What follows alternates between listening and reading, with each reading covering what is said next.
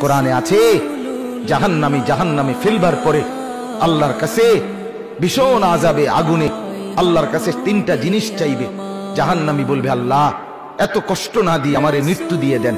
আল্লাহর কসম, কোরআনে আল্লাহ বলেন, আল্লাহ বলবে, না রে বান্দা, লা ইউখদা আলাইহিম ফায়ামুতু, জাহান্নামে কোনো মৃত্যু নাই।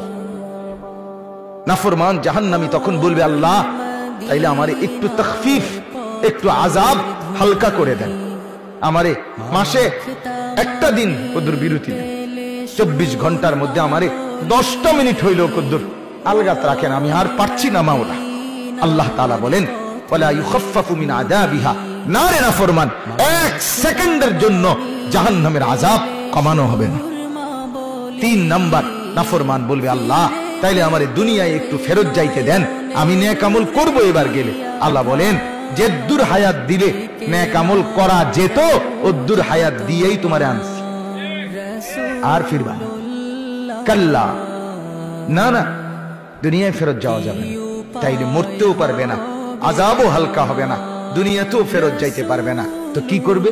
ক্বাল ইখসাউ ফিহা, আল্লাহ বলেন, ইখসাউ ফিহা, তুমি নাফরমান জাহান্নামের মধ্যেই পড়ে থাকো, ওয়ালা তুকাল্লিমুন, আর কোনো কথা বলবি না, শুধুই আযাব ভোগ করতে থাকো।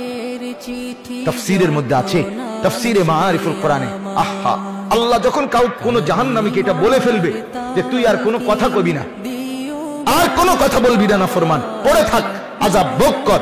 তাফসীরে মাআরিফুল কোরআনে লিখছে, জাহান্নামী আর মানুষের মতো আর করতে পারবে না, শুধুই ঘেউ ঘেউ করবে, কুকুরের মতো আর গাধার মতো। আমার বাপ, জিন্দেগির উপরে রহম কর। কোরআনে আছে, জাহান্নামী ফেলবার পরে আল্লাহর কাছে ভীষণ আযাবে আগুনে আল্লাহর কাছে তিনটা জিনিস চাইবে।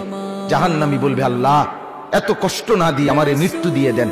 আল্লাহর কসম, কোরআনে আল্লাহ বলেন, আল্লাহ বলবে, না রে বান্দা, লা ইউখদা আলাইহিম ফায়ামুতু, জাহান্নামে কোনো মৃত্যু নাই।